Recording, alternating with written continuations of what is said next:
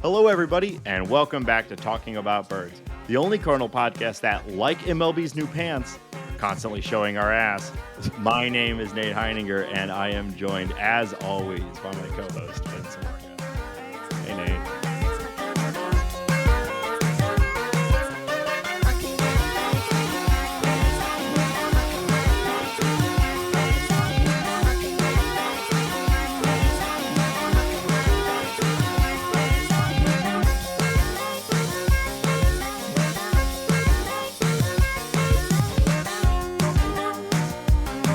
If you have an idea for the opening bit, text or call us at 848-48-BIRDS.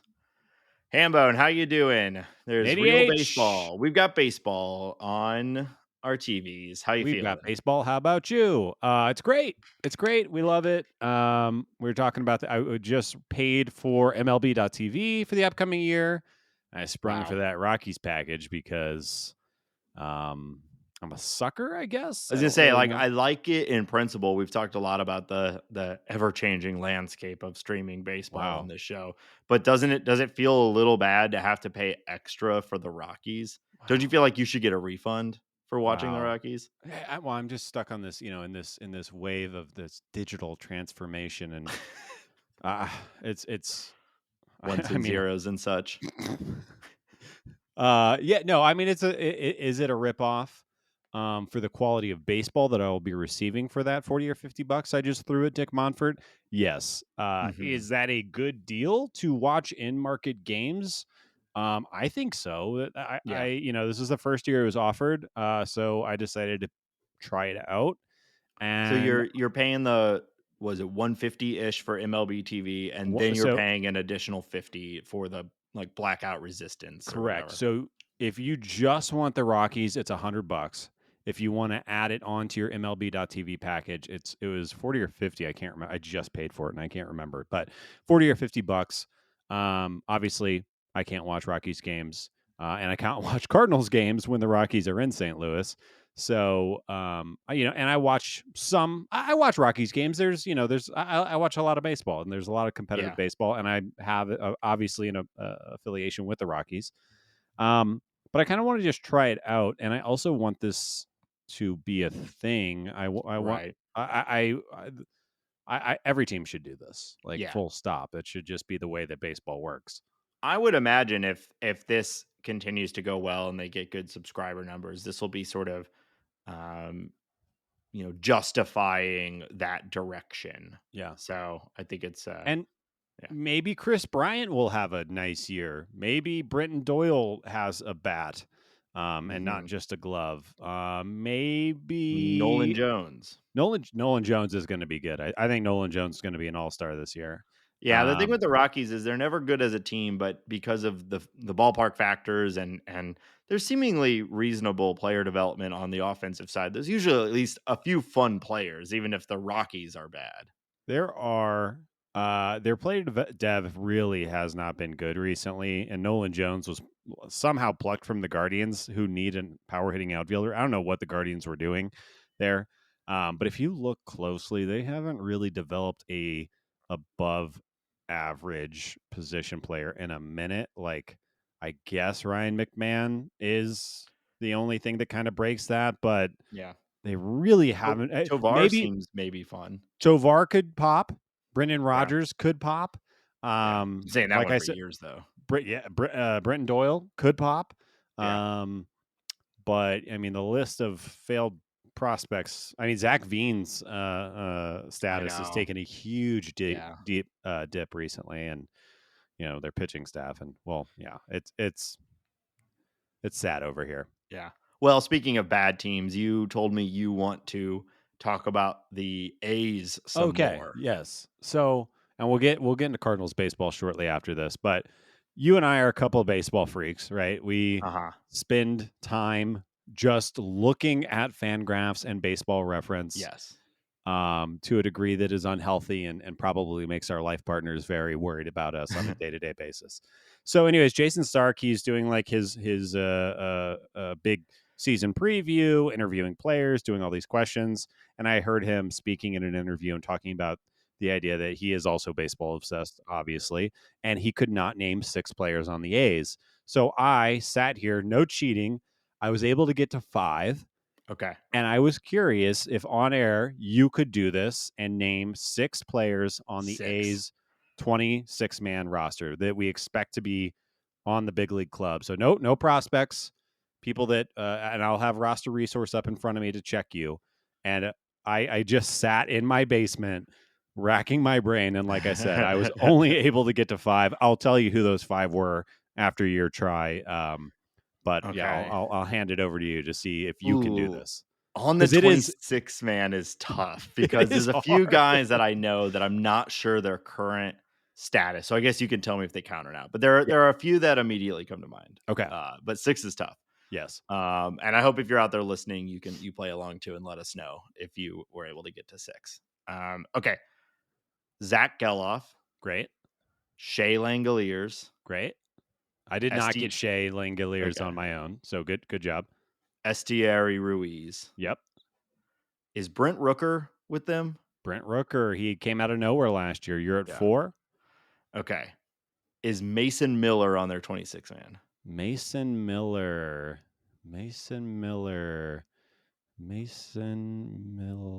No. Oh, yes. Good. I've Okay. never heard of him. He was their closer, or is Keep an eye out projected to for be their him. closer. Yeah. Keep an eye out Okay. for him. One more, Nate. One more. Is Tyler Soderstrom on their 26 man? Very good. Very good. Hey, So you all got right. 6. Can you name any more? Can you keep going? Oh my God. I have yet to name a starting pitcher. Oh, man. I don't know. I don't think I can. Not Yeah. under this sort of pressure. Is Is Ryan Noda? Ryan Noda, very good. Okay. That was one that I got. Okay. I just like his walk. He walks a lot, and that's exciting. So I got to 7. Yeah. Yeah. I think you did great. I did Ryan Noda, Zach Geloff, Brent Rooker, Tyler Soderstrom, and Estuary Ruiz. And man, there's just a lot of guys. Miguel Andujar, that's kind of a name. He's on this team. Aledmys Diaz is back. I cannot believe Aledmys is still in the majors. No disrespect to him. It's just he was a great Cardinal. It's just that was like 10 years ago when he left the Cardinals. So I didn't expect him to be a guy who stayed in the league for as long as he has. Yeah. Middle infield and good contact. That'll keep you around. Their starting 5 pitching is JP Sears, Paul Blackburn, Alex Wood, Ross Stripling, and Luis Medina. Which I'm sure you know Alex Wood and Ross Stripling. JP Sears and Paul Blackburn are like I know those A's guys. names, but I would have never pulled them. But I think you did a great job. Scott Alexander, maybe the only other one that you could probably guess because he's been a decent reliever for a minute. He was with the Royals and the Dodgers. Let's see. JJ Bleday, remember him? He used to be a big deal. Yeah, he had a pretty good. There was like 2 months last year where it looked like he was really popping, and then it kind of collapsed. It was the JJ Bleday trade with AJ Puck. Yes, what a AJ Bleday trade with AJ Puck. Yeah. That's looking great for the Marlins. Yeah, absolutely. Okay, I just wanted to see how you would do, and again, I think you did great. Thanks. You went to 7.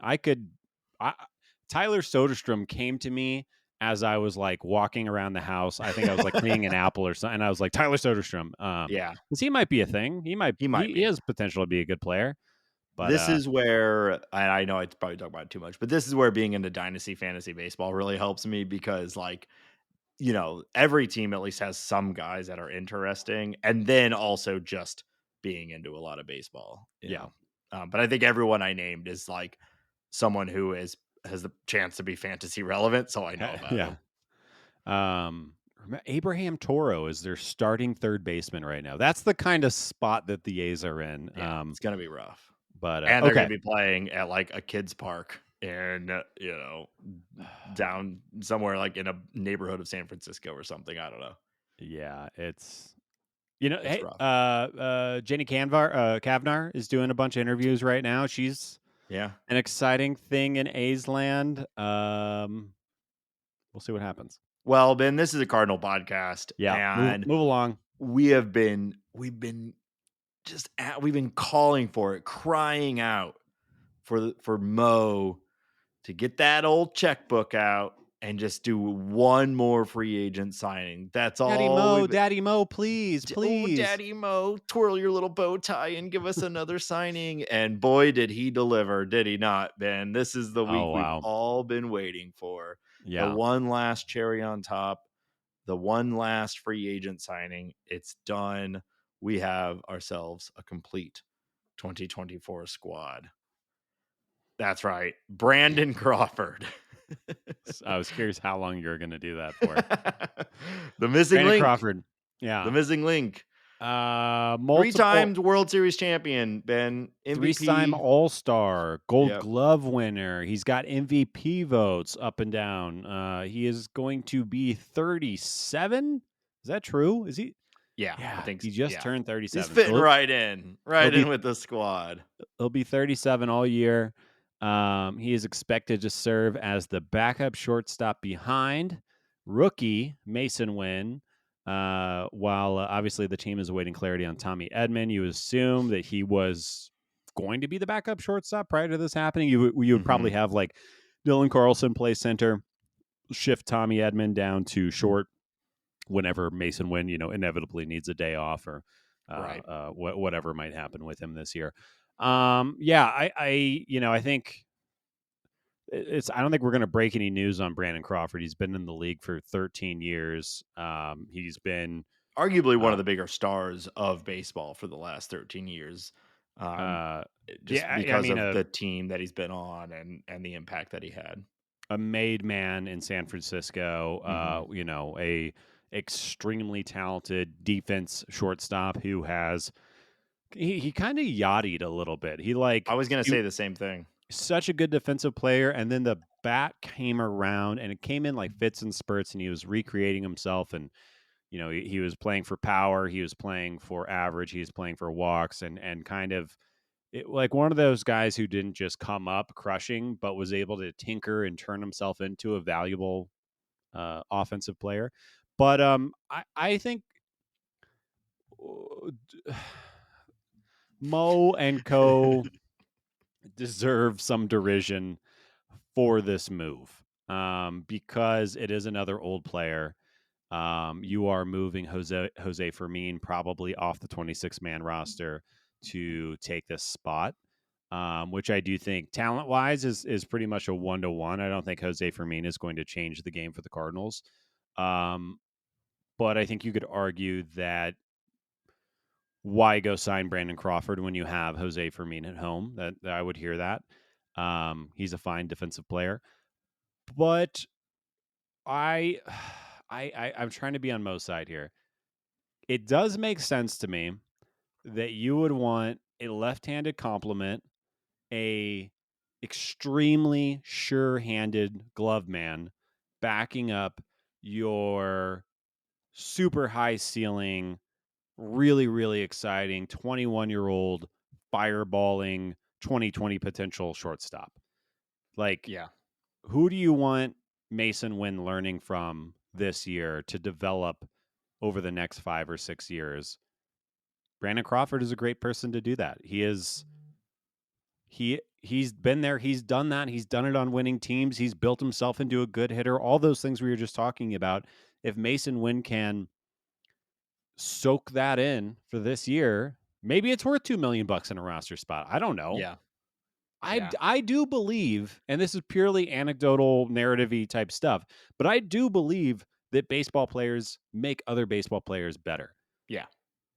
Yeah, I was thinking about that the other night around there's the hitting but gets hitting or hitting is contagious sort of thing that gets thrown around a lot in baseball where, it certainly seems like it all comes in bunches together, and the guys will talk about that too, about how you see someone in front of you get a hit and that sort of pumps you up, and I'm sure that to some degree there's an inverse on the pitcher. You give up a hit and you feel that a little bit, and then one thing leads to another, and you have a big inning, and it's a collapse. So I think we are an analytics first podcast, but like, and we kind of like to laugh about a lot of the narrative stuff, but there's obviously some reality to it. We're humans. You can't deny the sort of emotional impact Yeah. people can have on each other, both positive and negatively. And yeah, I don't know. I mean, like, I think the like like a lot of the Cardinal signings this year, like in a vacuum, this one is fine to me.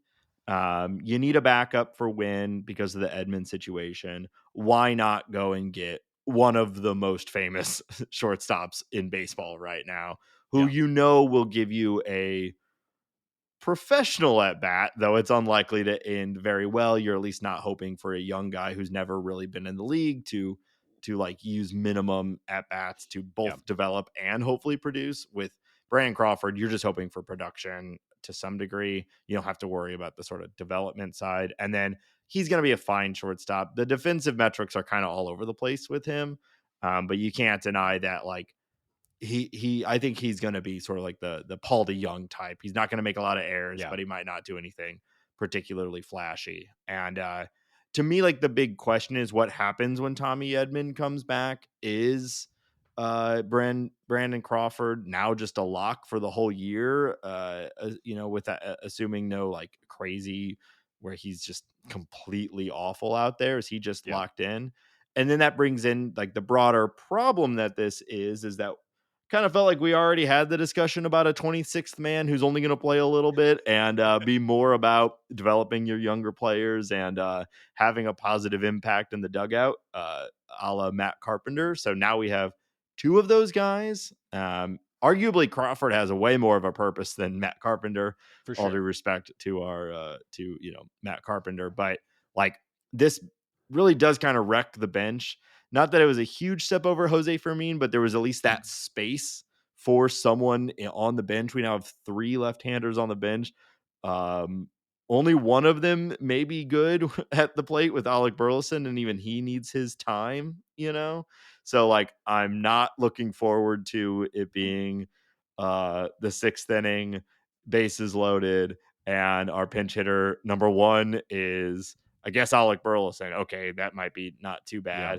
bad. But then what? Matt Carpenter, and then Brandon Crawford. It's that will wear on a team over time, and that again speaks to the broader construction of the roster that I think this symbolizes a problem. But in and of itself, they're saying all the right things. This is Wynn's job. He has it. It's his to lose. Crawford is there as a backup and to help him learn. Crawford is saying the right things. He knows his position. I don't know if you saw this before, but Derek Gould was putting out a story that uh, Mason Winn was informed of the upcoming signing before it happened, which, hey, that's great. We don't get a lot of good communication stories from the St. Louis Cardinals. So it's Right. nice to see that, he was brought into the situation before it was made public. That seems like a step up. But after he was told, he went and did a bunch of research on Brandon Crawford. He said it sort of lit a fire under him, and he went out and got 3 hits, stole a base, looked great Yeah. at shortstop. So, like, there's a world where this all makes sense and is good, and Brandon Crawford is only there for a little bit. And who knows, maybe regardless of performance, he's gone by May or June because Tommy Edman is here, or maybe he finds something, in his twilight years of his career, and he's actually a really good sort of super utility guy. I don't know. I'm trying not to get too like opinionated in either direction of this because it is a backup middle infielder, Right. so it's not that big of a deal, but it is hilarious that it's another guy in his late 30s who was really good like 10 years ago. And the Cardinals pounced on him. They were like, everyone get out of my way. I have to go sign this guy because Mhm. backup infielders are flying off the board. I do think I think you're a little wrong. I think Brandon Crawford is going to be here for all of 2024 unless his bat is completely gone. Yeah. I do think he'll stick around, but I think that it's everything you said. The firing up of Winn, the training of Winn, all of that stuff is involved. I also think it's back to the leadership conversation. This is why everyone that they brought in is over 30, is Yeah. because of quote unquote leadership issues. So I think this is part of that same thing. I do think, if you're looking for a sliver of optimism in the Brandon Crawford signing, I do think it's interesting to point out that he did have a really, really nice year in 2021, which isn't that far off. It wasn't that long ago. But he had a 961 OPS against right-handed pitching. So if he can stay healthy in limited time and hit right-handed pitching to a certain degree, essentially give Mason Winn a day off his feet once a week or once every other week, go in against a tough righty, not be terrible against that person, and then also coach Mason Winn up. It's a fine signing. I agree with what you're saying though. Like, what if the Cardinals are in a scenario where Matt Carpenter and Brandon Crawford are hitting every day because of injuries? And we're in a really, really bad spot, and there's no upside really, Right. other than leadership and maybe, a professional at bat.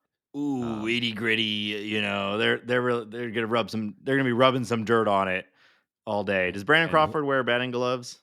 yes, he does. Oh, Actually, he's all swagged out. He's got the hair, he's got the yeah. headband, he's got the armbands. Yeah, Kind of he him and untucks his Brendan jersey a little Donovan. bit. I need to see Yeah, him and Donovan standing next to each other. yeah. So yeah, it's a weird move.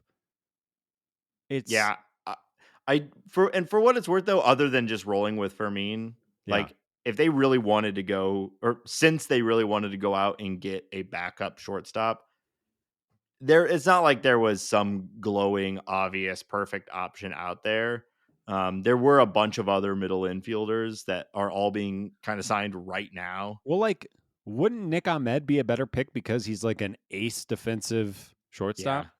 Like, he is a multiple Gold Glove winning, like one of the better short defensive. He can't hit anymore, but Yeah. Well, I wonder what, these things are always easier in a vacuum, but I do right. wonder, like, this position is being pitched out of the gates as a backup to someone we hope who will play 160 games, Yeah. So it's like, if you're really hoping to get some playing time, this would not be the opportunity Yeah. for you. Whereas Crawford, you could see like, well, he's made his bag. He might be this is the right time for this sort of thing, for him. Yeah. Yeah, we can put a button on this really quick. I did want to point out that the Giants, his team, his legacy team, are starting Marco Luciano, who is a highly ranked prospect, Yeah. but a righty with almost no experience in the big leagues. And his former team decided to sign Nick Ahmed and send Brandon Crawford out. So take that for whatever it is. It's not my favorite thing, but I want to The read a quote. Oh, Yeah. sorry. Just the Giants are in such a weird spot because I don't think that they can really legitimately consider themselves contenders for the NL West with the Dodgers, Yeah, and the Diamondbacks are on the rise. And so maybe they just have like a higher appetite to let their prospect just, go regardless. yeah, And the Cardinals feel this immense pressure to like, we cannot have a black hole on this team in yeah, 2024. Like, we have to have solutions. yeah. And And the Giants, they're starting Jordan Hicks, who had a nice first start of spring training the other day. I don't know if you saw that, but yeah, they're really, maybe, I don't know, maybe they have some higher upside than you're giving them I don't credit know. They for. won 107 games in 22 or was that 21 Yeah, with like nobody. So yeah, I don't want to discount the Giants. You never know. you never know. You never Uh, know. Couple of quotes. John Mozeliak said on Monday it was something we had been thinking about just to make sure we had some depth there, but also bringing someone with Crawford's resume and what he's been able to accomplish. We think he'll be a great resource for Mason as he continues to develop. And then Crawford followed that up by adding, I know shortstop is supposed to be Wynn's job, and I'm here to help him out in any way that I can. So Yeah. You're talking about communication. Maybe the Cardinals learned something from last year, but it seems like everybody's on the same page. Yeah. And I would imagine, it's $2 million to Crawford. Obviously, not a large investment. And it sounds like they were pretty clear on the conversation of, hey, we want you here doing this. You and Matt Carpenter can goof on the bench as long as you're doing the thing pregame, getting the guys ready, leading the clubhouse, and pinch hitting. It is a weird way to build a team, though. Yep. Like if I'm playing the show, I'm not doing this. But I feel like if Mozeliak were a Marvel character, he'd be the collector. He's just out there collecting all his old the trinkets, fuck? all his old guys. Yeah. Okay. You didn't like that? I didn't like your little creepy hand movements that you were doing that only I got to see. That was just for you, Ben. It was disgusting. I did not like that. But yeah, sure. Mo's the collector of what was once great, what was once shiny, what was once an all-star. Yeah, I Mo think says, come on down. the last time the Cardinals had like a truly elite regular season would be 2015 when they Yeah. won 100 games. Yeah. So I think he might just be stuck in, 2015. You was think a he's got good year. spreadsheets that are just like not being, or like he hasn't like clicked the next tab on the bottom of the Excel file and he's just looking at 2015 numbers? Lance Lynn just had a great year. Crawford for $2 million. This is a steal. Have you seen this kid, Sonny Gray? Yeah. Well, so we like the Sonny Gray signing. We like the Sonny Gray. We like it. We like it. Speaking of Sonny Gray, we'll move away from anything else. We don't need to say anything about Brandon Crawford. Okay. Yeah. It'll be fun to see him in Cardinal red. Ali Marmol and the Cardinals have announced that Sonny Gray has officially been named the St. Louis Cardinals opening day starter. How do you feel, Nate? Yeah, I mean, like there's such a massive gulf in between him and the rest of the rotation. It's not surprising, but it's still fun. You always want to know who's your opening day starter. It's a a mark of honor. The page has been turned. Yeah. Yep. It's Sonny Sonny's Gray's our rotation guy. to lead. Yeah. I don't know if there's Should be really much else to I'm say. looking forward to that opening day game. What we'll get was it gonna be have the Dodgers announced is it Glasnow as their opening day starter? That's a great question. I would guess they would go to the big money guy, Yoshinobu Yamamoto. Oh yeah, duh. Yeah.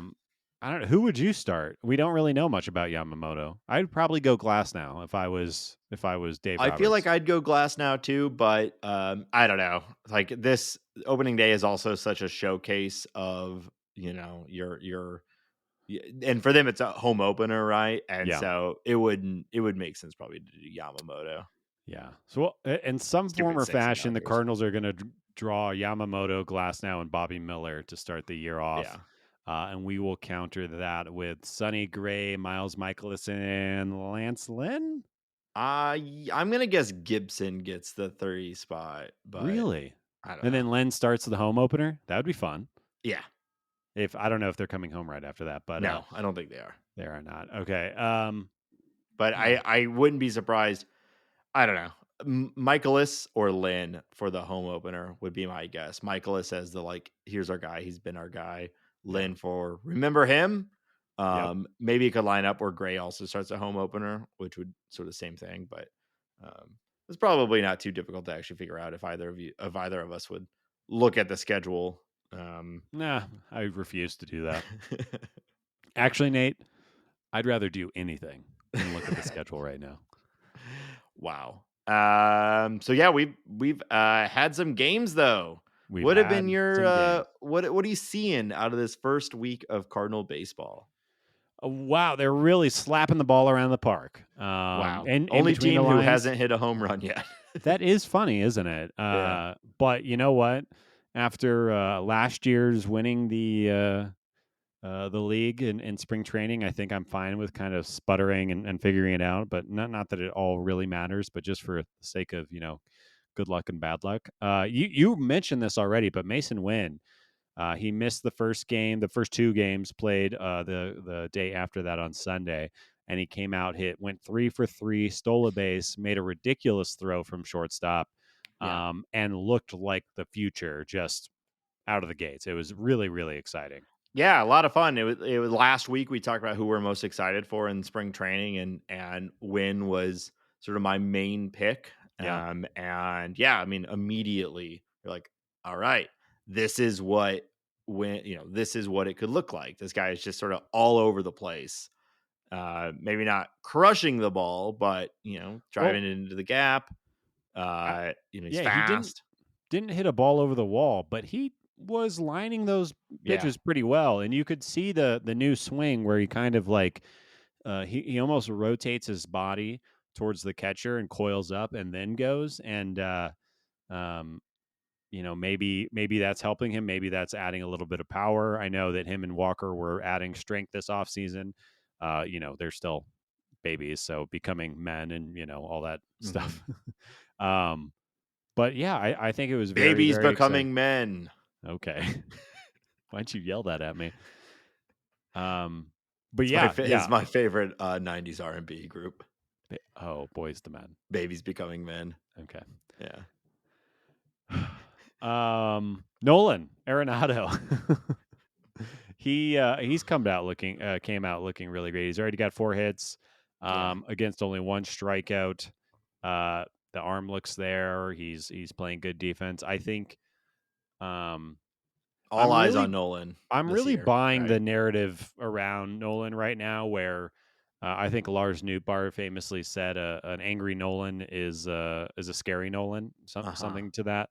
Um, I don't know. It just I know we're 2 seconds into spring training, but the man is insane, and I'm gonna bet on him bouncing back. I think he's gonna have a really nice year, and he's already hot. Yeah. Yeah, is there no there I don't think there's a player on the team with a more clear like need for a defining season. And this is well rather I think this season is going to be defining in either way, but is it defining that Arenado has entered into the regression part of his career and now we need to be ready for a reduced offensive Arenado and with the possibility of defensive slumps? Or was last year truly just a maelstrom of shit and it touched Wow, everybody, so include evocative. and Arenado being one of the biggest victims of that. Yeah, Obviously, you and I are both, very optimistic that Arenado will return to form. But it is a question, right? It's not the most uncommon thing for even the best of players to get into their 30s and start to take a step back. yeah. So I we'll see. I so th- a- and you're 100% right. I just don't see Nolan falling off of a cliff because his game is so well rounded and so high level that Right. it'd be very hard for me to imagine that he can't play defense anymore, even at like an above average level. I'm not saying he needs to be. I think Brian Hayes has taken over as the best third baseman in baseball, and we can all make peace with that. But I don't think that means that Nolan is now bad at defense. I just Right. think he's the second or third best defensive third baseman in baseball. Yeah. I also think like he doesn't strike out a lot. He has very good contact skills. He has the ability to go the other way. Maybe not with power, but I could see him kind of, as his game starts to slip, to be a guy who keeps a pretty high average, doesn't strike out a lot, and is maybe, racking up doubles, singles and doubles rather than homers all the Yeah. time. But Well, that's still a we valuable player. absolutely. Well, especially if his defense, maybe again, yeah, like you said, not best in baseball, but if he's still a top tier third baseman, you don't even need the offensive profile to be what it was for him still to be very valuable. But of course, his value was that he was also elite offensively, high Well, average, high power, everything. I mean, that's why he's going to be in the Hall of Fame someday Right. because he Yeah. was just good at everything for Yeah. a decade plus. Um, And I think it's fair to possibly pull some narrative stuff on his season last year. We did a couple deep dives and we know that basically he was expanding his zone in a way that he never really had before. yeah, He was swinging and missing at low and outside in a way that he never really had before. And if you think of how the Cardinals season went and his role on the team, I don't think it's a huge stretch to say that maybe he was pressing in a way that he Right. had not done before. Um, or maybe it's Well, just his bat speed is down and his eye, his decision quality has reduced, which is a standard part of aging. But yeah. I don't know. I think he's only what, 31, 32, that you would expect there to still be some more time. Yeah. I think he's going to be fine. And again, I'll just echo, I think an angry Nolan is a scary Nolan Yeah, for the rest of the league. And I think he's going to, I think he's primed for a great year. I'm very excited for it. same. Um, a couple of pitchers that I wanted to bring up. Obviously, it's early. Nobody has thrown over 2 innings, I don't think yet. So everybody's still, just kind of getting their feet wet. But I wanted to talk about Tink Hence, Cooper Jerpy, and Riley O'Brien as kind of the standouts. Not necessarily have they been the most successful pitchers in spring, but I think they have had the most eye popping stuff and the stuff that has gotten me most excited. Tink Hence, he walked 3 guys in 2 innings. He also struck out 4 guys. Yeah. He was looking like a top prospect, a guy with electric stuff. He's looking a little larger, a little more built out, which I think is, kind of a concern with him, a smaller flame throwing righty. But he really impressed me so far. I'll be curious to see how his next start goes. Yeah. Um, yeah. I think a lot of eyes on Teen Kins right now. Um, I'm hopeful that we're seeing Major League Teen Kins this year. It wouldn't be the most surprising thing. I think he could. He obviously has the stuff. It's just kind of the little things outside of that. Can he go through a lineup the second time? Can he stay healthy? Can he keep Yeah. his velo up? All that stuff. Cooper Jerpy, they're still stretching him out as a starter, which I think makes sense. Yeah. There's been some comparisons. He's fully healthy now. There's been some comparisons to Chris Sale, which I don't think he'll be Chris Sale because he doesn't have that kind of high octane stuff. But coming that far out from the left side, having the fastball slider combo, he also is somebody who came out 2 innings, struck out 4 guys, walked a couple. Was a little all over the place, but his stuff was the best that I have seen it in his, short career. He's 23 years old, but Yeah. so far, so good. Yeah. So I wanted to read. I've mentioned this guy before. His name is Michael Halpern. He's a fantasy baseball writer, but he really focuses on the underlying metrics with players, and so I think it can be useful for even non-fantasy fans. So I thought I'd read this real quick. So it looks like Jerpy might have finally found a little extra velocity. The sinker was sitting a respectful 92.1 miles per hour after sitting high 80s, low 90s in 23. That would be enough with his funky lefty delivery. It doesn't look like the control has taken a step forward, but we'll take one improvement at a time. He needs to maintain it over longer outings, but the arrow is pointing up for Jerpy early, which Yeah. we love to see, We right? love to see it. Where does he fit onto the team? Is he going to actually be a starter? He makes so much sense out of the bullpen. Obviously, if he can develop into a starter, that'd be great. Yeah. Um, but yeah, that is Well, good news. it makes sense to keep him for going as a starter for as long as possible and only convert to bullpen when there's a bullpen need. Because I'd like to see him continue to develop as a starter. Yeah, And they have signed so many guys for the bullpen this year. It feels unnecessary to convert someone like him into the bullpen already. Hopefully, if he does go into the bullpen, it is a la a Lance Lynn, Carlos Martinez type, where like they just want his arm in the majors, but the right. long term plan is still the rotation. Yeah, and then Riley O'Brien, he's Yeah, one of those guys. He's 29-year-old. He's from Seattle, from the Mariners. He had a semi-viral clip of him at was it Tread or Driveline or whoever throwing like easy 99. Um, and he's a little all over the place, but he's looked really, really good so far. He's only thrown 2 innings, and I have a feeling this early in spring training that he is going to be that dark horse guy that makes the 26-man roster just because his stuff is so yeah, electric. yeah. I mean, we've said it before. There's so many sort of dart throws with this bullpen that like it's hard to predict which names are going to be the ones that really pop in spring, but Riley O'Brien is as good a guess as any, and at least early results seem like he might be one of those guys. Yeah. Do you see Uh, Kittredge was sitting 98 also? Man, he's gonna be Dude, really good. everybody was all on, high on Palacios, which I get. Super fun, like the only fun thing that happened for the Cardinals in September Yeah. last year, basically. I get it, but I said it when it happened, and seeing the early results, as long as Kittredge stays healthy, I think we are all going to be very happy with that trade. Well, it's funny too about Palacios, who I agree with everything you said. He is currently not projected to be on the 26-man roster for the No, Rays. and he wouldn't have been Um, on the Cardinals either, right.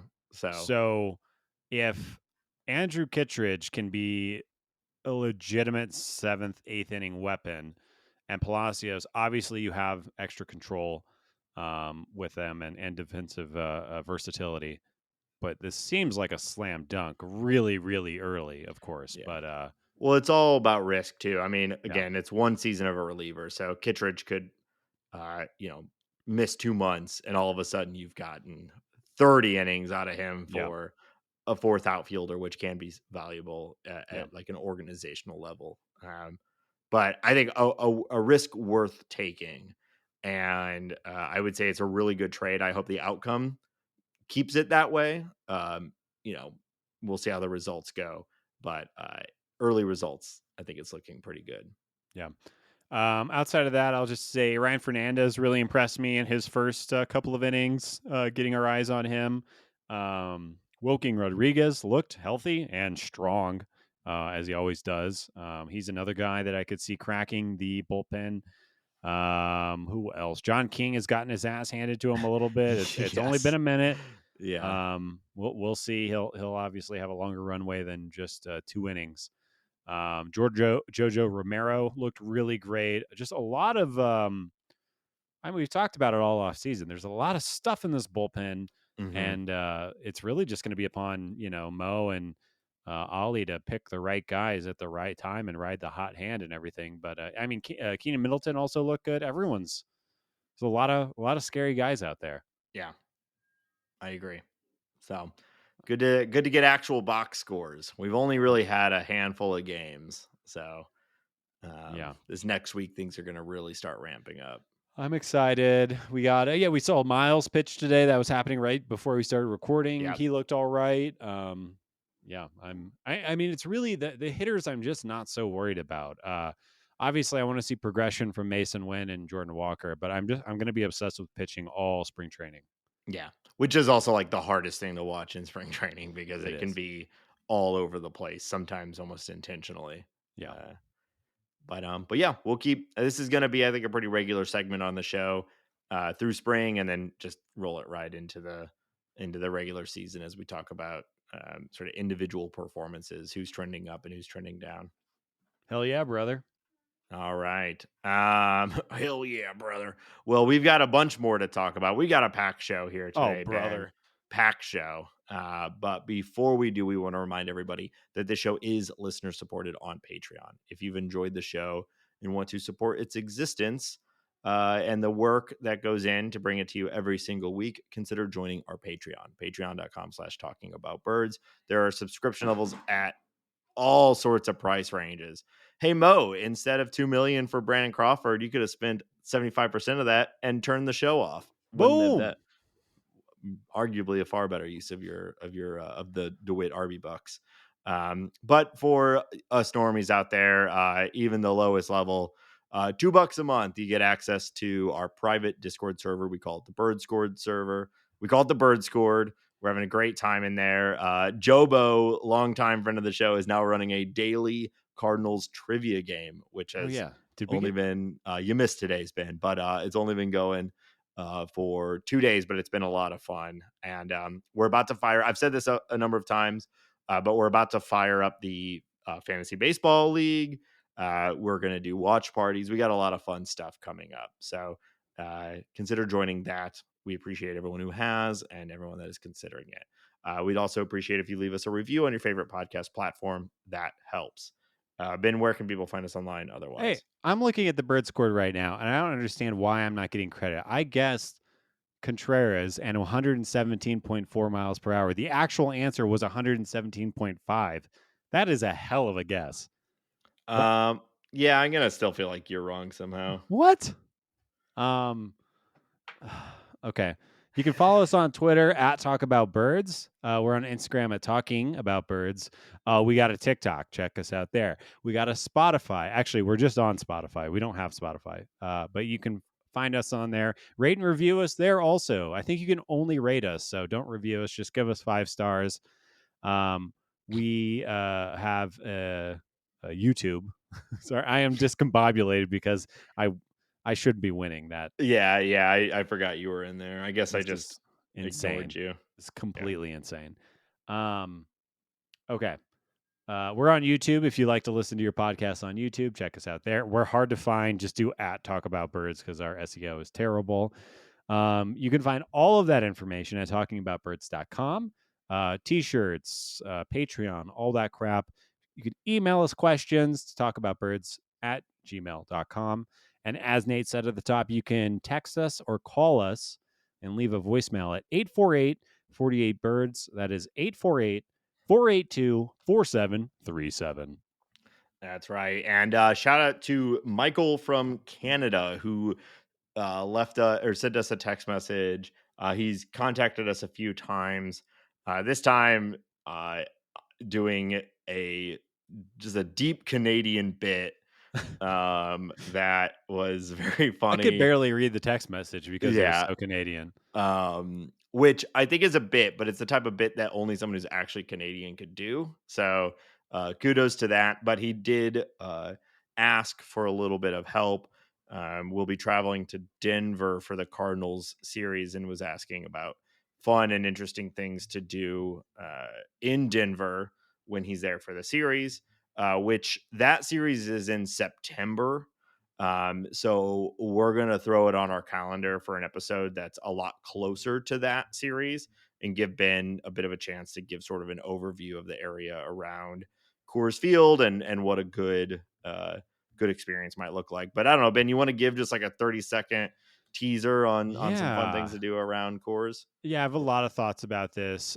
First off, avoid View House. You'll be lured into it. Don't go there. Um, in my opinion, Jackson's is the place to go. Go up to the rooftop, get a pickleback shot, get wasted with a bunch of people in their 20s. You'll have a great time. I Remember also, that you're at a mile high, and so man, alcohol hits you differently. that is true. Drink water and Gatorade. Biker gyms. I think I've taken Nate to biker gyms, but their Yes. gourmet hot dogs and their specialty topping is caramelized onions and cream cheese. And you can get like a rattlesnake and a jalapeno hot dog with cream cheese and onions, and it's very, very good. Their fries are also very good. I think this is a little touristy, but you're a tourist, so I'd say lean into it. There is something that is just outside of the field called McGregor Square, and it is essentially a massive outdoor bar with like 100-foot TV, food, booze, all that stuff. Go there. That's where a lot of people hang out before the game, and then you can kind of file in, or after the game if you want to get lit. But yeah, I think we'll dive into it more, but those are my super high level recommendations. And be careful out there. It's crazy. A lot of drunk people down there, especially during baseball season. But Yeah. hey, we'll probably be at those games, so Yeah. Yeah. we'll talk more about that when that series is coming up in September. But maybe we'll hunt you down and do some pickle shots at Jackson's together. Well, yeah, thank you, Michael, for the message. And again, if anybody wants to ask us anything at all, you can text or call us 848-48-birds. Anything, Anything. anything. We also received a really good email, sort of on the opposite spectrum from Michael's text. An incredibly well researched and interesting email from listener Rob. Now, he did share his last name. I'm not going to dox him on the show, but I just want to say I'm not convinced it's not Rob Manfred. Just throwing it out there. Could be. Might be Rob Manfred, but Hey, Rob. he wrote to ask about the Cardinals versus left-handed pitching. Ben, do you want to give us kind of an overview on that? Yeah. So I'm going to do really appreciate the email, Rob. This is something that I hadn't really thought about, so I'm glad that you brought it up. I'm going to paraphrase Rob's email, and essentially what he said was, I was looking at the team's hitting versus left-handed pitching over the last 3 years, and I was surprised to find out that they nosedived in production versus left-handed pitching last year. And what Rob displayed was that in 21, Cardinals were second in MLB in OPS versus left-handed pitchers with a 798. In 22, they were actually first in OPS with an 809. In 23, last year, obviously, they were 20th, and their OPS was 718 against left-handed pitching. And then he went on to ask, how important is the team's performance against left-handed pitching in 2024? And I would say, to simply answer that question, very important. The strength of this ball club is the offense. They need to pound everyone basically to keep up with the runs that the pitching is inevitably going to give up. But so their best hitters are right-handed hitters, in my opinion. And those guys are going to have to show up. So I wanted to dive into this a little bit more. The Cardinals actually had the fourth best hard hit rate against left-handed pitching in 2023, which is interesting. So it's not like they were just throwing away those at bats. But diving into it a little bit more, I think we found out what the actual root cause of that 20th rating overall in MLB was. Left-handed hitters against left-handed pitchers for the Cardinals had an OPS of 702, which does not sound great, but it's actually 12th in MLB, and they only had 324 of those plate appearances. So Ollie was really trying to protect his guys from those at-bats, and they did okay. We know Nolan Gorman had a really nice year against left-handed pitchers. Brendan Donovan, when he's healthy, we know is good against lefties. So I don't think that was too stunning to note. Nootbaar, kind of the same guy. Not a ton of power, but they're not black holes. The right-handed hitters against left-handed pitching for the Cardinals had an OPS of 722, which is clearly better, but places them at 24th in MLB well over 1,200 at-bats. And there you go. So what you need is your right-handed hitters to crush left-handed pitchers, and that just was not happening. So who do we blame, Nathan? Goldie and Wilson. Manfred. Rob. Any Rob. The Rob who wrote us, because if you hadn't pointed this out, we wouldn't have known it was a problem. And if you don't know it's a problem, is it a problem? The more testing you do, the more of the virus you're going to find. That's exactly what just I'm stop saying. testing. Yeah. It's so simple. It's super simple. Goldie had a 124 WRC plus against left-handed pitchers last year. Wilson Contreras led the team with a 145 WRC plus, meaning he was 45% better than the average hitter against left-handed pitchers last year, which I don't think is very surprising. Wilson was awesome last year. I expect the same to kind of roll over this year. Now, where we did have an issue was Jordan Walker, Nolan Arenado, and Andrew Kisner all had a WRC plus of 86 or lower, which is, of course, below average. And you would expect at least those first two names to beat the hell out of left-handed pitching. Yeah. And if that's your inclination, you're 100% right. Nolan Arenado has a career WRC plus of 139 against left-handed pitchers. So has historically dominated them. He's basically never had a bad year against left-handed pitching until last year. So my assumption, especially what we were talking about with Nolan earlier, is that he is going to turn that around and get back to his old ways and just absolutely destroy left-handed pitching again. I am going to trust the back of the baseball card over one errant season. Mm-hmm. Right. Now, Jordan Walker, obviously we have less data on him, but I went back to look at his split numbers in the minors, and in 2022, he had an 851 OPS against left-handed pitching. And in 21, he had a 1301 OPS against left-handed pitching. Now, that was only in 75 plate appearances because he obviously didn't play that much, and there's just fewer plate appearances down there. But if you blend those two together, 851, 1301 against his paltry WRC plus that he had last year, I'd like to assume that he's going to figure it out and that he's going to have a much better season against left-handed pitchers, but I think it's a question mark and it's something that we haven't seen him do yet. Hmm. And I think it's fair to question until he proves us otherwise. I didn't write this down, but when I was doing the research, I did notice that a good chunk of a non-negligible chunk of Jordan Walker's failures against left-handed pitchers last year were directly related to Justin Steele, who almost won the Cy Young, who's the best pitcher for the best starting pitcher for the Yeah. Cubs. So maybe Jordan Walker figures out Justin Steele. Maybe Justin Steele has Jordan Walker's number a little bit. But I think that'll be really fun to watch when they play each other. Can Walker stop striking out against Justin Steele? And can Justin Steele get that cutter in on Jordan Walker and his big, long arms? We'll see. Yeah. Yeah. First of all, great breakdown, Ben. Lots of content in there. I think, um, at bats against left-handed pitching is interesting because it is an inherently small sample size, right? Now, as a group, we're talking about 1,500 plate appearances or so. That's not really a small sample size, but on an individual level, each one of these outcomes is a pretty small sample size. Yeah. And so I think it's not unlike uh, our previous discussion about Arenado. The Cardinals were really, really good at this in 21. They were elite at this in 21. They were elite at this in 22. And then they were pretty bad in 23. So is this the start of a new trend or is it a blip?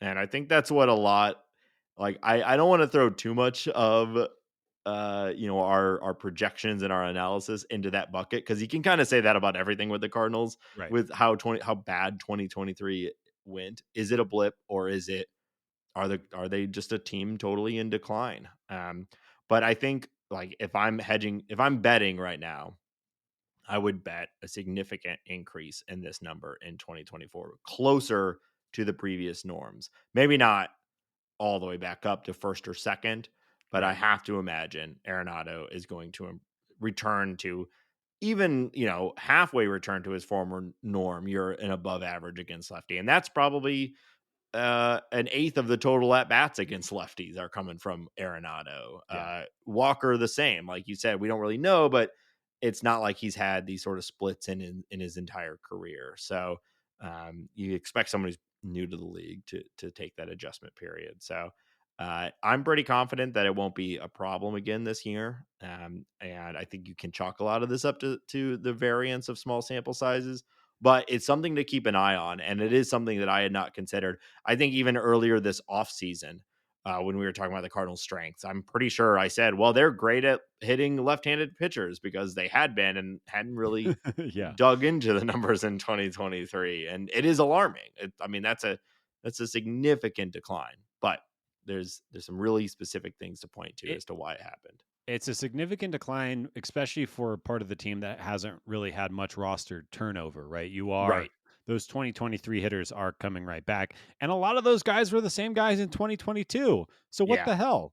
Yeah. Um, but Well, yeah, I it's a mean, lot of it's Arenado, right? I yeah, mean, frankly, like he goes from a 140 WRC plus to like a sub 80. Like yeah, that, like he's he's getting the bulk of those at bats. That's yeah. right at the heart of the problem. So And the path to resolving it goes right back through Arenado. yeah. And again, not to just gush all over the man, but I think I'm just really betting hard on Nolan not having that season that Yeah. he had last year. And I think this aspect in particular is the most keen to turn around and most likely to turn around Yeah. because of all the things that we just talked about. But also, cool, good job, Rob. Like, this is totally not on my radar, and Yeah. I was happy to kind of dig into this. It was kind of fun. Yeah.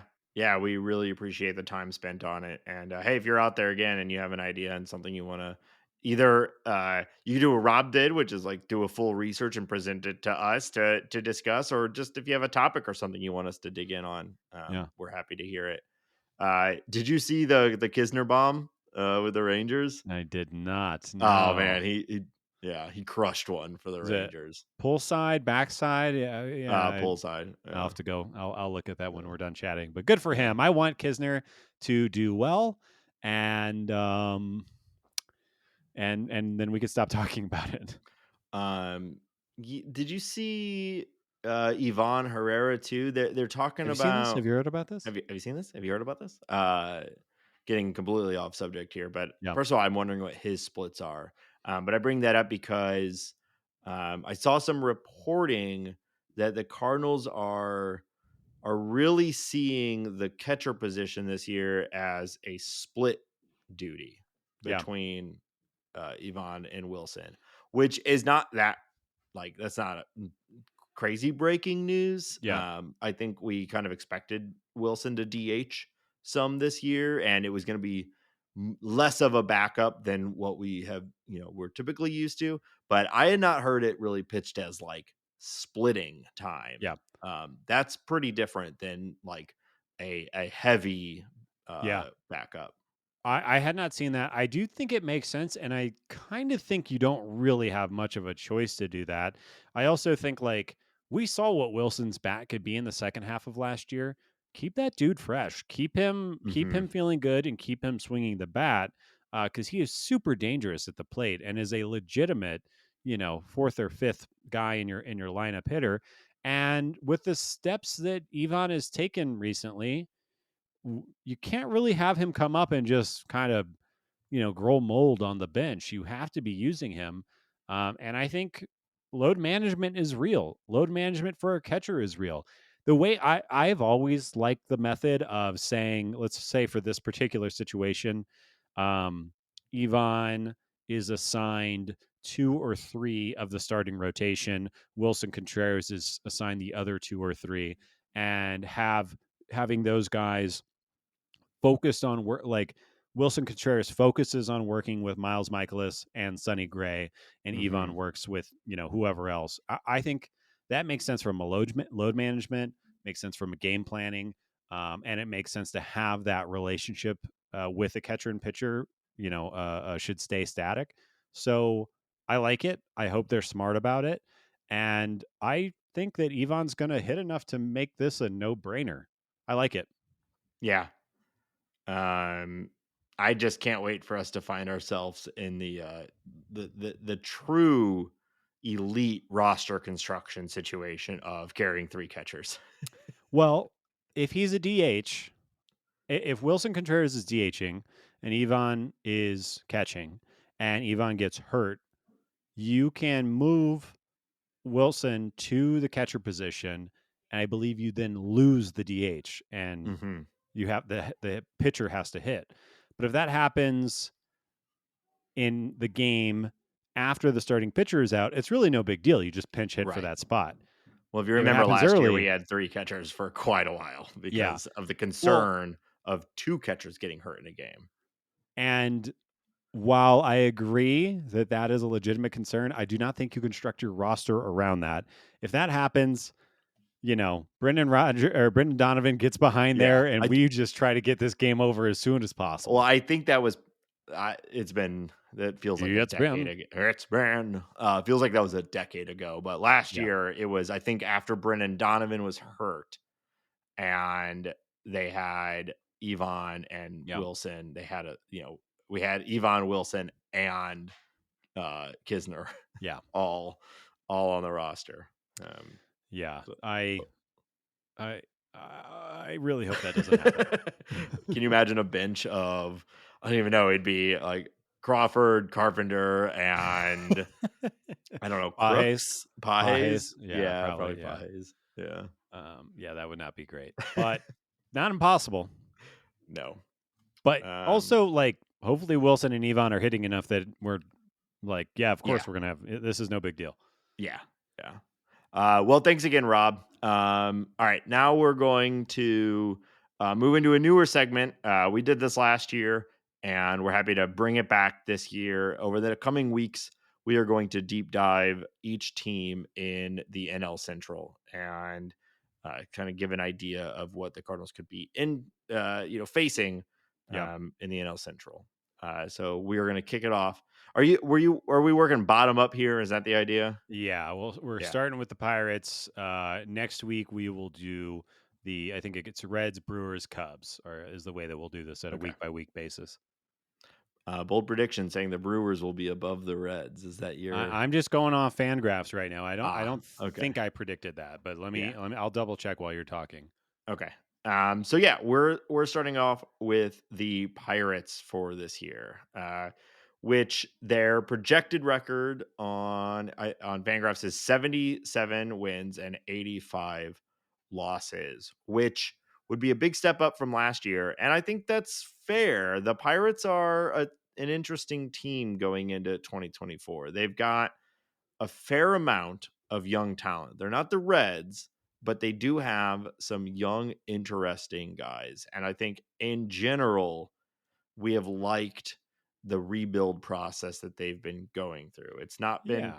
perfect, but um, I think it's at least been thoughtful, if that makes Well, sense. I think what's really benefited the Pirates is that they haven't had all their high end guys hit necessarily, but the ones that they have are like really, really talented players, game changing players, Hmm. who could really you could see a world in which this offense is driven by O'Neal Cruz and Henry Davis and Indy Rodriguez and Jackson Wint. Like there is a world where these high end guys are really really turning out to be not like good players but all stars. Yeah. Yeah, they could hit this team can hit some bombs too. O'Neal Cruz, I mean, what a fun looking player. Injury last year really destroyed that hype train. But coming in this year healthy, in the NL Central, we've got some fun shortstops. Very different builds. We've got Ellie De La Cruz for the Reds, O'Neal Cruz here, and then Mason Winn with St. Louis. Yeah, a Who foot will end up being shorter the than best those guys. shortstop? Yeah. I don't know. Yeah, I think, O'Neal Cruz has got to be one of the most wide variance players in baseball Yeah, right now, especially with what you're talking about coming back from the injury. But before there was Ellie De La Cruz, there was O'Neal Cruz, and he was the yeah, one that was taking the baseball world by storm. He is the one who can throw the ball 100 miles an hour across the diamond, who can run in the top tier in baseball, who can hit a absolute bomb out of into the river and yeah. at PNC. He is very exciting. Um, and I think him and Henry Davis are the two big stories, specifically around the offense for the Pirates coming into 2024. Yeah, Henry Davis came up last year, played in the outfield primarily. He is also a catcher. It was uncertain as to whether he was going to get a lot of playing time as a catcher this year and what his real long term position is. But with a season ending or likely season ending injury to Indy Rodriguez, another top prospect for the Pirates, Henry Davis is expected to play a lot of catcher this year, and he's one of those guys. Uh, I hate to compare him to someone like JT Realmuto just because Realmuto is so good. But it's a similar profile. He's Yeah. not going to lead the league in home runs or stolen bases, but he might lead catchers Yeah. in both. Probably not home runs, but a catcher who could go 2020 is wildly valuable, and he's gonna probably play catcher and outfield. Makes me think of like Dalton Varsho Yeah. with the Diamondbacks before he got moved full time to the outfield. We see this sometimes with these hyper athletic guys who can just sort of like deal with being a catcher while they're young, but Yeah. eventually find themselves in the outfield because their bat is so good. Yeah. I think the arrows only pointed up for those two guys. I mentioned Jack Sawinski, who I think is going to be great. Yeah, I'm a huge Brian Hayes fan. right. I think he's going to start to lift the ball, and he could start to be a He had a great bomb player. this spring. He did. I do like. I know he had some injuries, and there's always like the post hype sort of guys. He needs to work on that launch angle. Obviously the defense there, the approach is there, but he just keeps hitting the ball into the ground. If he can Yeah. find that adjustment, because he's got the bat speed and the exit velocity. It's just always down. So if Yeah. he can get that ball up, he could really explode. Brian Reynolds is still an above average player. We'll see, as long as he's healthy. Yeah. But moving on to the pitching side, there's kind of a new look here. We talked about this last week, but Mitch Keller signed a big extension. They'll have him for another 5 years. I think Mitch Keller is super underrated and is a great starting pitcher, and I think the Pirates spent their money wisely there. But they've also added Martin Perez, Marco Gonzalez in that weird trade. Bailey Falter was added last year and will be one of their starters this year, and Aroldis Chapman. So their pitching is quite different than from what it was last year, and Yeah. I expect it to be better. Not great, but better. Well, I think the Pirates, at least with Aroldis Chapman, are doing what everyone has been doing now, which is sign Aroldis Chapman in order to trade him at the trade deadline, assuming that he is good. Yeah, The Royals got Cole Reagans yeah. What a steal for that turned out to be. Aroldis Chapman, who immediately seemed to become one of the best young pitchers in baseball after that trade. And so Yeah, I think the Pirates are saying, I'll have what they're having. yeah. Good It's point, smart Nate. though. It's It smart. is. It is. I hate it. I don't like him. Yeah. But it is a smart baseball move. Yes. Um, Kind of moving on. I think really the big question mark for the Pirates, especially in this year, is when does Paul Skeens come up? When is Yeah. he a fixture in the major league rotation? And Quinn Priester, he got a cup of coffee last year, was okay, got batted around. But is he going to take a step forward? And also, is he going to be in the bullpen? Is he going to be a starter? Is he going to move, let's say, Luis Ortiz and Bailey Falter out of the rotation? Are these guys going to step up and take that spot? I think Paul Skeens, to me, it they're just manipulating service time until he comes up. I think he could have been ready last year. That is how Yeah. good he looks. But Quinn Priester, a little bit more of a question mark. And those guys are Skeens in particular. He's going to be really, really good, really, really quick, I think. Yeah. And this team starts to look a lot different with a true ace at the top of that rotation. Oh, yeah. And someone will be there for a while. So, yeah, I mean, I think the 77 and 85 projection for this year, probably a little higher than I would have said for Yeah. the Pirates, but it does sort of showcase that this team should be better than last year. Yeah. And in general is on the rise. And speaking of the right, like I don't think Tamar Johnson is going to do anything in big league baseball this year, but he hit 2 home runs yesterday in Yeah. spring training that were bombs. And Yeah. he's He's very on the rise, talented. man. He's a He big is. time prospect, so if you start to think about an infield of Termar, O'Neill, and Cabrian, it's looking pretty dangerous. Yeah. Yeah. Yeah. So yeah, I think last thing I want to say about the Pirates, Johan Oviedo will be out all year getting Tommy John surgery. Obviously sad about that. Bummer. Yeah. Bummer. Hopefully he comes back healthy. But yeah, I agree. I think that I agree with you. I think the projection is probably somewhere close to right on. If everyone can stay healthy and we get 600 at bats from O'Neill Cruz and a couple of things go right, I think they blow this win record out of the water. But I think as it stands, they'd be happy to get to 77.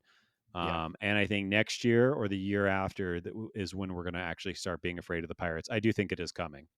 I wonder what their internal strategy is with this. Like they know they can't win this year, so are they gonna drag and delay like a Paul Skeens? It's not even to me service time manipulation because there are a lot of benefits now to starting a guy at the major league level, like Yeah. out of spring. We're seeing that more and more because of the new CBA. But I just wonder, like, do they want to win this year? Yeah. Or do they want to keep stacking those draft picks? It wasn't going well for them originally. And then recently, the past like 3 or 4 drafts they've had have gone Yeah. really, really well. And yeah, we'll see. Yeah. But yeah, I think easily the worst team in the NL Central. Yeah. And even though I think their arrow is pointing up, I think they're still behind the Reds as far as arrow pointing up, and probably also behind the Cubs as far as arrow pointing up. But they do have some, like, I don't know of a player on the Cubs that is as exciting as O'Neal Cruz, No.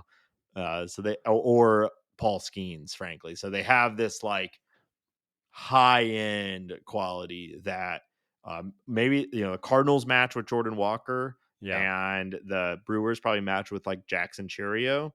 But after that, you Yeah. know, And to follow up, the way that the NL Central projections look right now, because we left this hanging, it's Pirates, Reds, Brewers, Cubs, Cardinals. Cardinals still okay. at the top. You said it was Cardinals Reds or Cardinals Brewers? Pirates, Reds, Brewers, Cubs. Then the Okay. Cardinals are at the top. Okay. I'm going in reverse order. Yeah, that makes sense. Yeah, I think this is probably one of those things you run the projections a million times, and that one comes out the most. Yeah. But I bet there's like 4 other outcomes that are right below that. Yeah. Nice to I see the think Cardinals still on top, Cardinals are especially still on after top. a move that happened over the last week. Well, what a great Uh, transition. yeah, Let's get into league news, shall we? let's do it. Yeah, Cody big move. Bellinger returns to the Cubs on a 3-year, $80 million deal that includes opt-outs after each year. The salaries are $30 million, $30 million, and $20 million. It's basically another pillow contract. What do you think, Nate?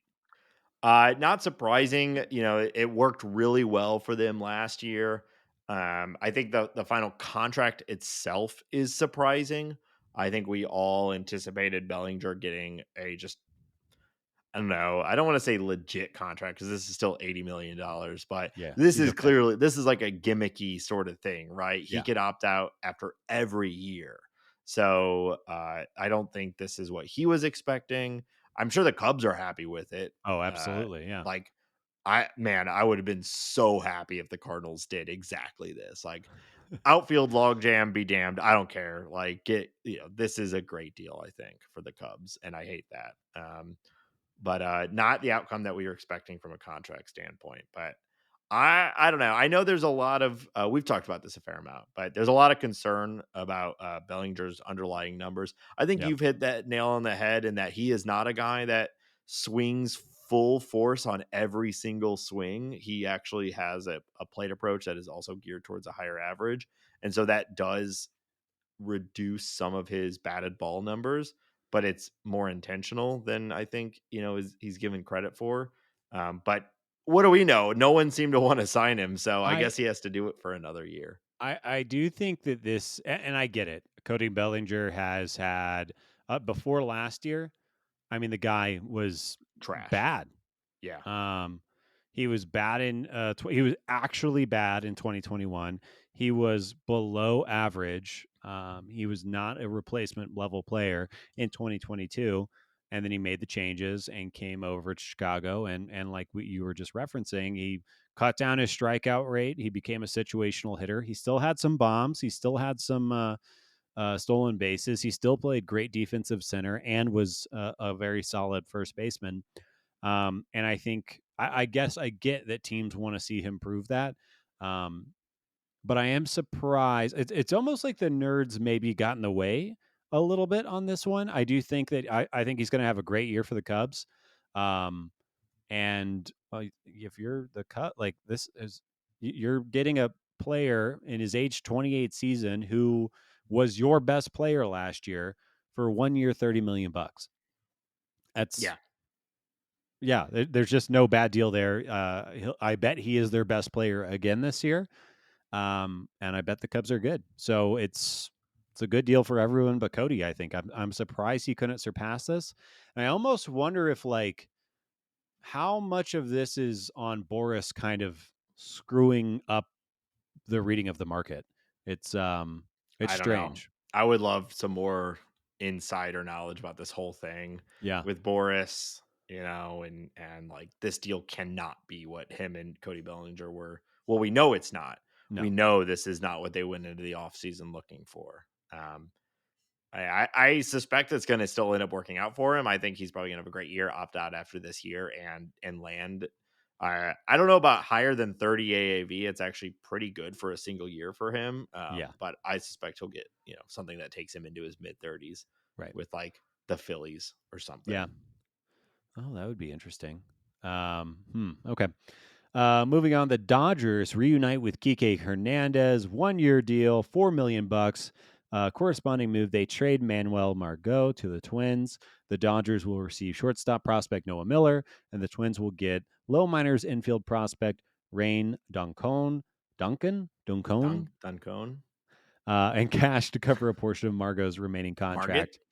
Um, Kike on the Dodgers is good. That's how baseball should be. I love Kike. He's great personality.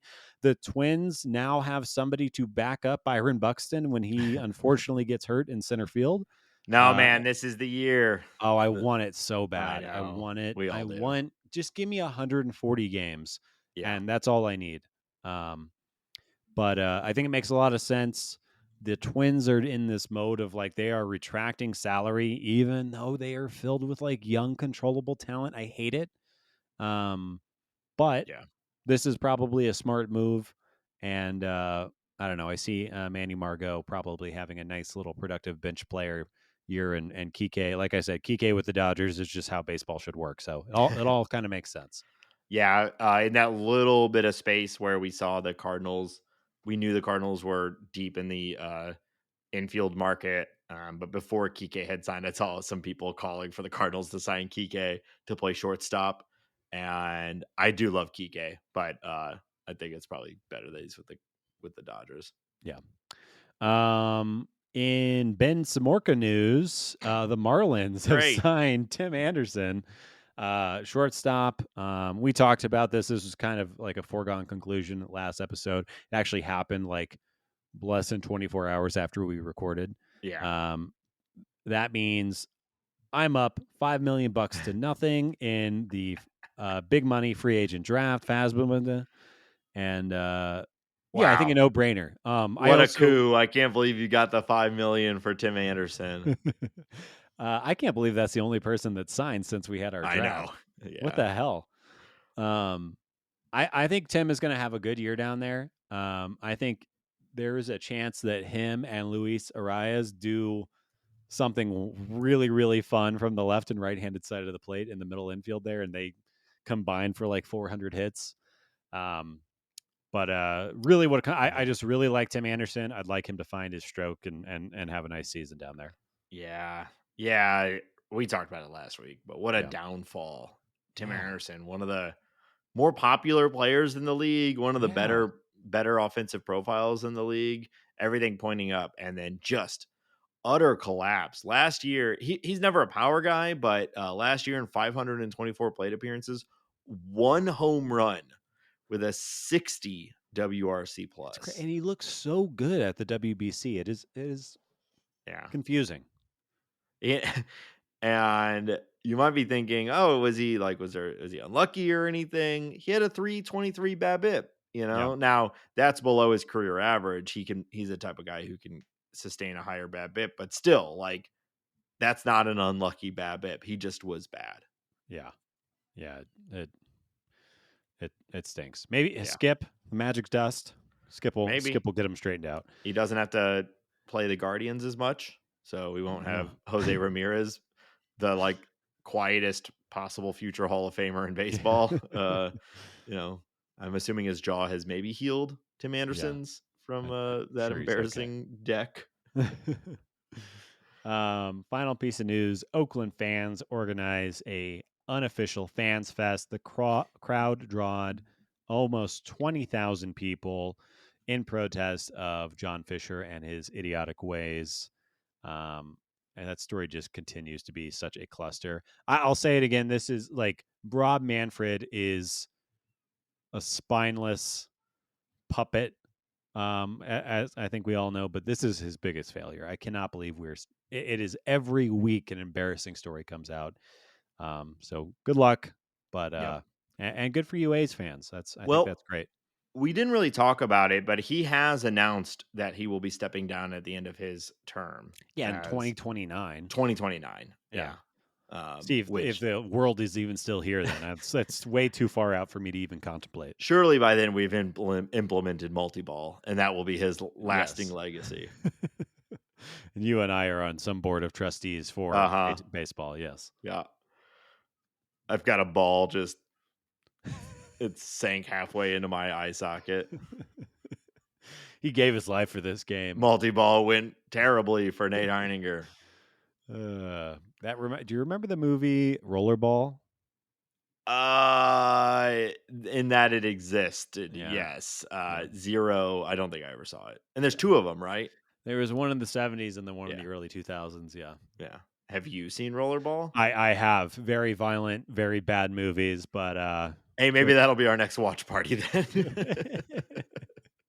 it is it is like if Deathball had like a $20 million budget. It is Nice. so stupid. Also, Well, it's see, now that rollerblading, sounds nothing great, to do though. with baseball. Yeah. Yeah. Okay. Well, maybe I'll check it out. Probably not. I watched The Ring for the first time. Cool. Yeah. It's I a thought you'd be classic. proud. I am. It's a classic. Yeah. I liked it. Yeah, it's a good one. I actually liked it. I'm proud of you. Well, what do you want from me? I want more. Yeah, that's very good. It's a classic horror film. I'm glad you enjoyed it. Thank you. It's got it's very effective. Yeah. And you don't really see a lot, but it scares the bejeebus out of you. It's they do a great job. Yeah, I think it being so baked into like cultural consciousness and also aped so much over the last 25 years. Yeah. Some of the imagery was like reduced as far as its scariness, but like I did really enjoy it. I was surprised at how much I actually did enjoy it because I normally don't like these things, but I liked it. Well, we bad couldn't be more horse proud of you. scene. Yeah. Rough scene for a horse. You don't get a lot of bad horse scenes in movies. Wow. You know what I mean? Have you ever seen The Revenant? I have. I was thinking The Patriot. Oh God. Yeah. Well, yeah. I guess there's a fair amount of bad horse scenes. True Grit's got some bad horse scenes. Yeah. Yeah. The horse, they don't know they're acting. Poor guys. True. Bad Horse is a character in the Neil Patrick Harris musical thing that they put out in during the strike. Dr. Horrible. Oh yeah. Okay. Yeah. Cool. All right. Anyway, moving on. So this was a game we were going to play last week, but we punted it because of time, and we're pretty long on this episode. We got to figure out how to do episodes when there's actual baseball, because these things are going to end up being like 3 hours long. But baseball's coming up, and so you know what that means, Ben. I'm getting hungry. And so I did my favorite thing, which is going to Google and just searching baseball food and clicking on the little news tab and seeing what I could find. And I really wish I would have found this article about 5 months ago, but we're doing it anyway now. We're doing another edition of our favorite game, League Choose.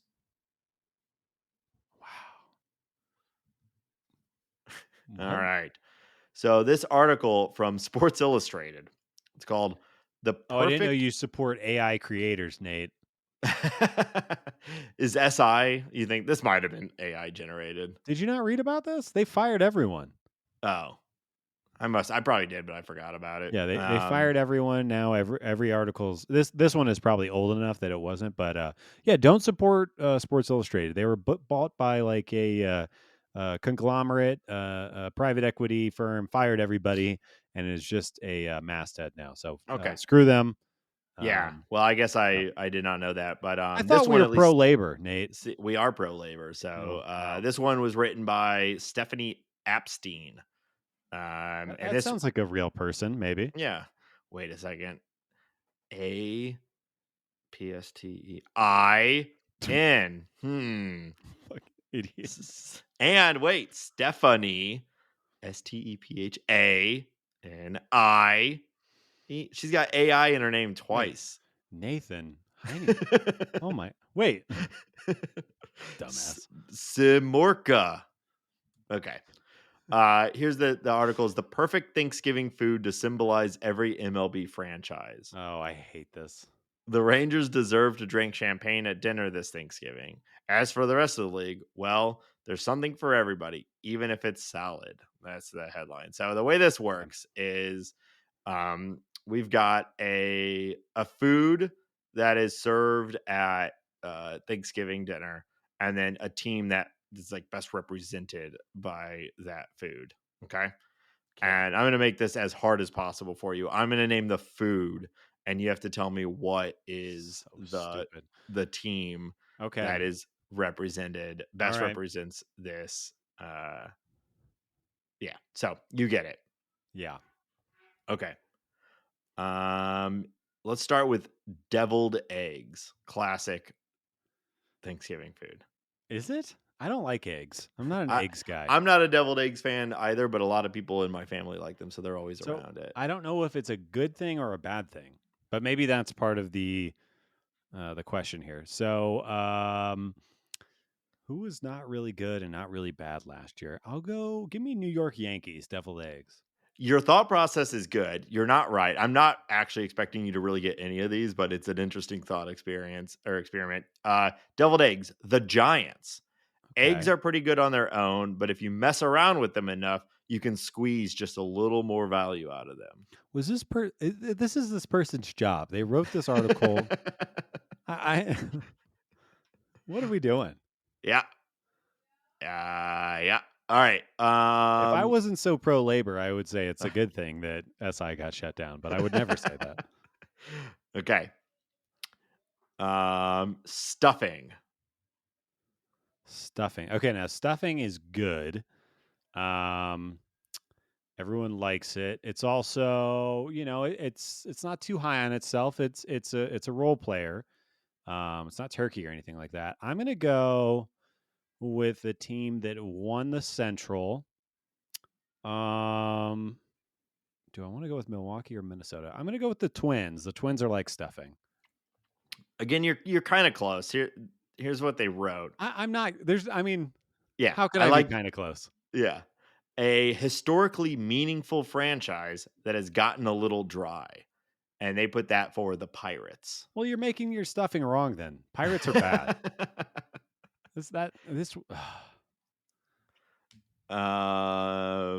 Okay. We'll do a few more. Yeah. Mashed potatoes. Mashed potato. Okay, that's S tier side for me. Up in here. I am gonna go with the Phillies. The Phillies were one of the best teams in baseball for a little bit. They have mashers. They hit the ball over the wall. Making me hungry. Let's give me Philadelphia Phillies. Mashed potatoes, a Thanksgiving stalwart, but no matter how good it is, it's really not quite as important as the turkey. Red Sox. What? Mm-hmm. They were last in their division. I think it's like looking more like, big picture. The Red Sox are a historic franchise, but I thought you said this was relating to their 2023 performance. This is just a general thought. Yeah, well, it said that the Rangers deserve to drink champagne, but how is I think it's a little bit of both. I'm going to posit that this person who wrote this article has never seen a baseball game. This makes no sense. Let's keep going. This is great. This is exactly how I expected this to go. Green bean casserole. Okay, a big pile of shit that nobody wants to eat. Give me Oakland. It's green bean casserole, an iconic dish that might not be able to keep up with some of the new up and comers. Is it going to be the Rockies? It's the St. Louis Cardinals. What? Yeah. Iconic, not keeping up. It's kind of fair. I guess. All right, let's do first losing season in like 3 decades, but okay. I again think this person might just be an idiot or a troll. Rolls. Okay, let me just guess something completely random because this makes zero sense. A roll. It's really a star. I can't even speak. It's a staple. It's a Star Walt. Yeah. It's a staple at every dinner table, just like the Uh, Cincinnati Reds, who have been there since the beginning. Give me the Reds. Rolls. You can save whatever doesn't get eaten to make a Jake burger. Marlins. The this I'm going from enjoying this to being mad. I think I'm a little mad at this game. I don't like it. Yes. All right. Turkey. Let's end on Turkey. Okay, so who's the best franchise in baseball according to a metric that makes zero sense? This person could say the Yankees because they have the most championships. This person could say Baltimore because they had the most surprising and the most wins last year, or not second most wins. Atlanta, they're always there, right? Wow. They don't look like a bunch of turkeys to me. But the best franchise in baseball has to be the LA Dodgers. So let's see if this dumb idiot got it right. Give me the Dodgers for Turkey. I actually like this one. Turkey. The current product may put you to sleep, but you have to admit it's not Thanksgiving without it.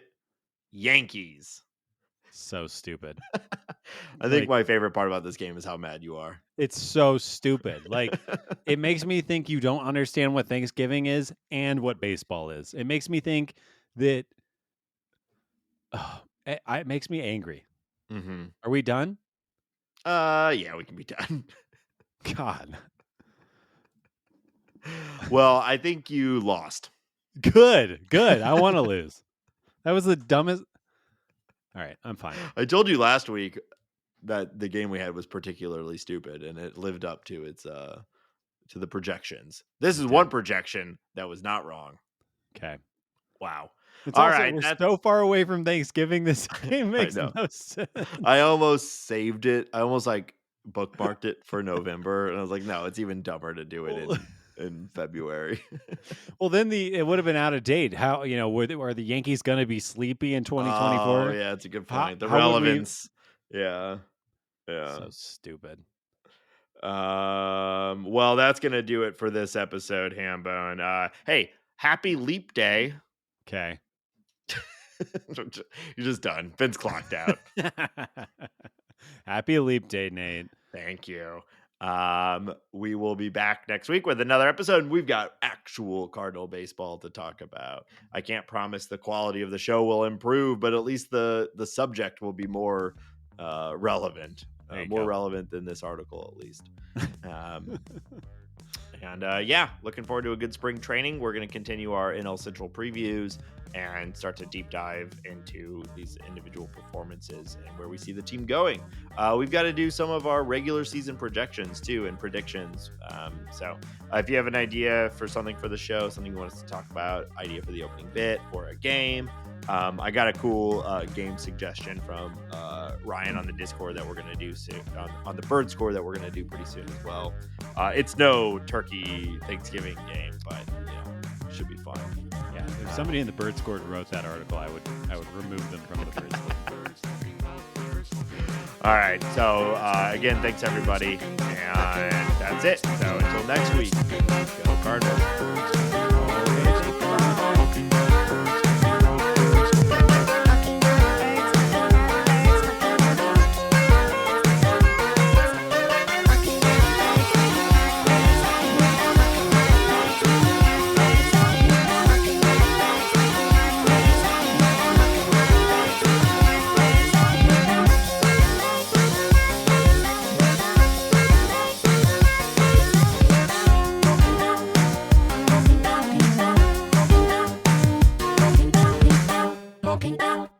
It's imported, Nate. It is not ass water.